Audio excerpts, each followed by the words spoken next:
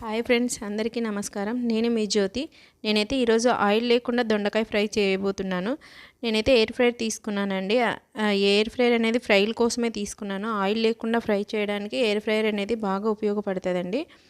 చూడండి, నేను మీకు చూపిస్తాను. ఇప్పుడు దొండకాయలు అనేవి చిన్న చిన్న ముక్కలుగా కట్ చేసుకోవాలి.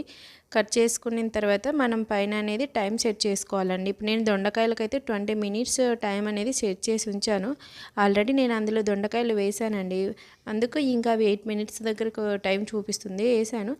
జస్ట్ ఆయిల్ అనేది స్ప్రింకల్గా అప్లై చేసుకోవాలండి. ఆయిల్ మనం మామూలుగా ఆయిల్లో ఫ్రై చేయాలంటే చాలా టైం అవుతుంది. ఆయిల్ కూడా ఎక్కువ అవుతుంది కదా, దానివలన మనకు అనారోగ్యం పాలవుతాం ఆయిల్ ఎక్కువ తినడం వలన కూడా. ఇక్కడ అనేది ఏంటంటే ఆయిల్ అనేది కొంచెం స్ప్రింకల్గా అప్లై చేస్తే లోపల అనేది అవి ఫ్రై అయిపోతాయండి. మనం పైన టైం సెట్ చేస్తాం కదా, చూడండి ఎలా అయ్యాయో. జస్ట్ 20 మినిట్స్లో మనకి ఇలా అయిపోయాయండి. దానిపైన జస్ట్ ఉప్పు కారం లైట్గా అప్లై చేసుకొని పప్పులకు వేయించుకొని తింటే